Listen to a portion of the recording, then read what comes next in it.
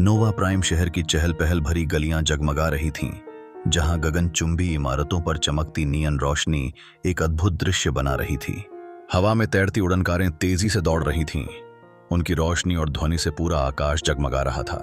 शहर के विभाजन में रोशनी का ये खेल हर कदम पर एक ताजगी सा बिखेर रहा था। नीचे सड़कों पर लोग अपनी मंजिलों की ओर बढ़ रहे थे। उनके चेहरे होलोग्राफिक विज्ञापनों की हल्की रोशनी में चमक रहे थे। लेकिन इस भीड़भाड़ में कुदरत था, एक टेक इंजीनियर जो अपने काम में निपुण था, लेकिन एक रहस्य का बन गया था।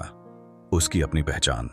कुदरत ने अपने पेशे के अनुसार शहर की उन्नतिपूर्ण तकनीकों के बीच ही दिन गुजारते हुए एक मानसिक शून्यता का सामना किया। उसकी नजरें गगनचुंबी इमारतों की ओर उम्मीद भरी थीं, जबकि अंतर्मन में कुछ और ही चल रहा था।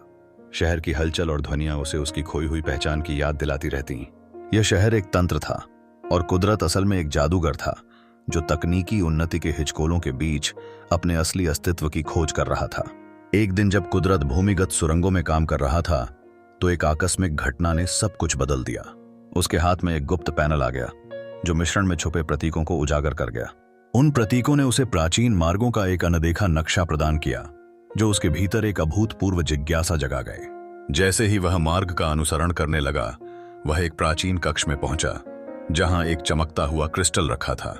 इस क्रिस्टल की ऊर्जा ने उसके अस्तित्व का भान करवा दिया, लेकिन इस खोज की चर्चा ने उसे मुश्किलों में डाल दिया। कलेक्टिव, शक्तिशाली और गुप्त एजेंटों की एक सभा ने कुदरत को खतरे में समझा और उसे खत्म करने का आदेश दिया। साइबरनेटिक तकनीक से लैस सैनिकों ने उसके पीछे अपनी शक्ति को छिपा रखा, लेकिन कुदरत ने आधिक्य की इस चुनौती का सामना करने का निर्णय लिया।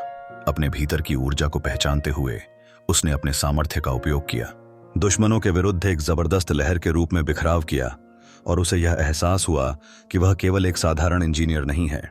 कुदरत ने अपने साहस को खोया नहीं, बल्कि एक नई क्रांति का नेतृत्व करने का संकल्प लिया।